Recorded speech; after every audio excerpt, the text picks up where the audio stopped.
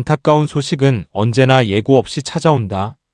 특히 그것이 한 생명과 관련된 이야기일 때 그 충격은 단순한 슬픔을 넘어 인간의 존재 자체를 흔들어 놓는다. 박소윤과 김성수의 이야기는 바로 그런 지점에서 시작된다. 사랑이라는 감정이 가장 깊어졌을 때 동시에 가장 큰 시련이 찾아오는 역설적인 상황. 그리고 그 중심에는 아직 태어나지 않은 생명이라는 가장 연약하지만 동시에 가장 강력한 존재가 자리하고 있다. 어느 평범한 날이었다. 소유는 집에서 혼자 시간을 보내고 있었다. 특별히 무리한 일을 하지도 않았고 그저 일상적인 하루를 보내고 있었을 뿐이다. 그러나 그 순간 그녀의 몸은 갑작스럽게 신호를 보내기 시작한다. 어지러움, 호흡의 불안정, 그리고 설명할 수 없는 공포. 결국 그녀는 의식을 잃고 쓰러지고 만다. 이 장면은 단순한 사건이 아니다. 이것은 그녀의 내면이 이미 한계에 도달했음을 보여주는 상징적인 순간이다. 임신이라는 변화, 가족의 문제, 그리고 미래에 대한 불안이 쌓이고 쌓여 결국 신체적인 형태로 폭발한 것이다. 인간의 몸은 때로 마음보다 더 솔직하다. 소윤의 기절은 단순한 건강 문제라기보다는 그녀가 감당하고 있던 모든 감정의 총합이라고 볼 수 있다. 김성수는 연락을 받고 급히 달려온다. 병원이라는 공간은 언제나 긴장감을 동반한다. 하얀 벽, 차가운 공기, 그리고 기계음. 이 모든 요소는 인간을 더욱 작게 만든다. 성수는 그 공간 속에서 무력함을 느낀다. 그는 아무것도 할 수 없다. 그저 결과를 기다리는 것뿐이다. 의사는 조용하지만 무거운 목소리로 말을 꺼낸다. 태아의 발달이 느리다는 것, 정상적인 속도를 따라가지 못하고 있다는 것, 추가적인 관찰이 필요하다는 것. 이 말들은 단순한 정보 전달이 아니다. 그것은 한 생명의 불확실성을 의미한다.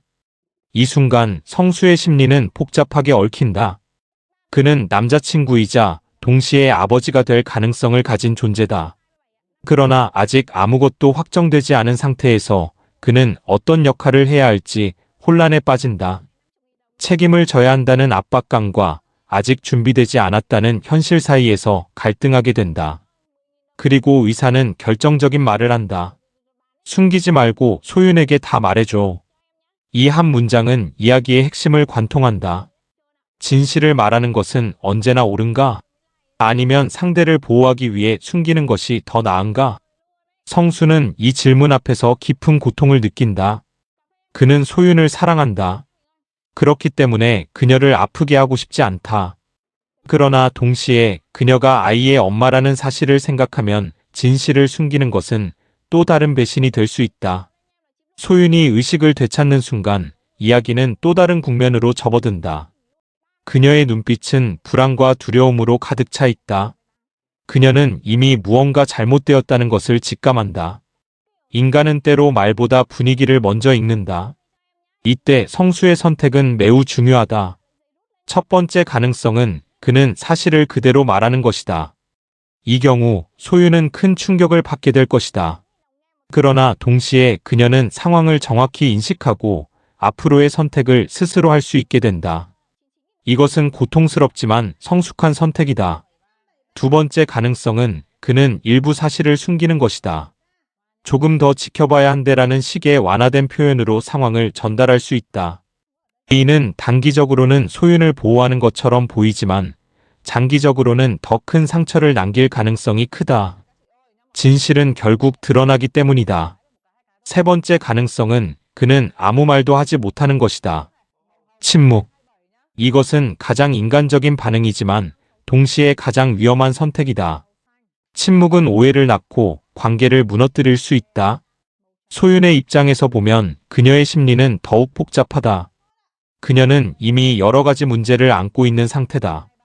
가족의 경제적 부담, 미래에 대한 불안, 그리고 예상치 못한 임신.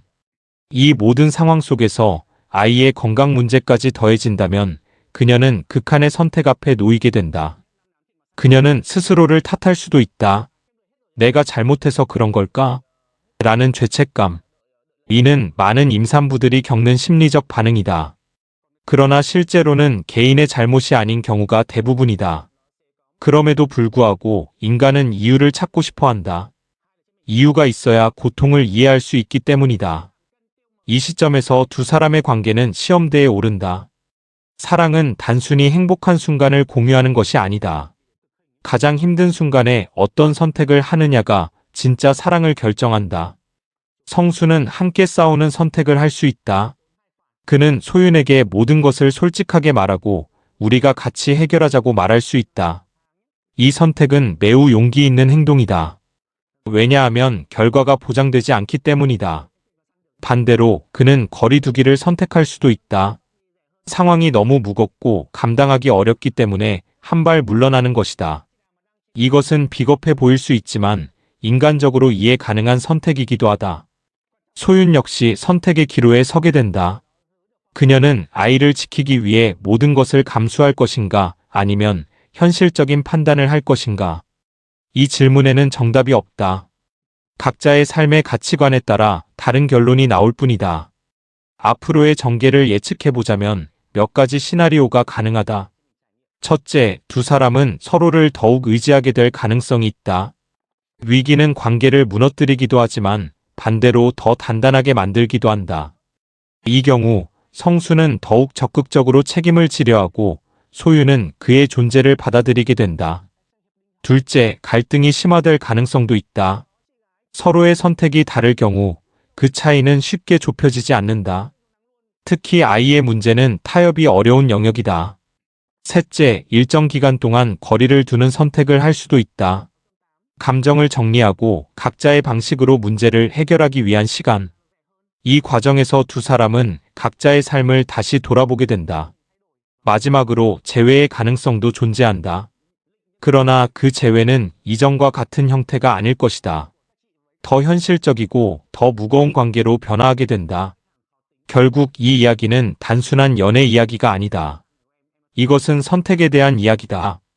진실을 말할 것인가, 숨길 것인가, 함께할 것인가, 떠날 것인가, 지킬 것인가, 포기할 것인가. 이 질문들 앞에서 인간은 가장 인간다운 모습을 드러낸다. 김성수의 고통은 단순한 슬픔이 아니다. 그것은 책임과 사랑 사이에서 갈라지는 내면의 균열이다. 박소윤의 눈물은 단순한 두려움이 아니다. 그것은 미래를 향한 불확실성과 싸우는 용기의 표현이다. 그리고 아직 태어나지 않은 그 아이는 이 모든 이야기를 하나로 묶는 중심에 있다. 보이지 않지만 가장 강력한 존재. 그 존재가 있기에 이 이야기는 단순한 드라마를 넘어 삶의 본질에 대한 질문으로 확장된다. 사랑은 무엇인가? 함께하는 것인가? 아니면 지켜주는 것인가?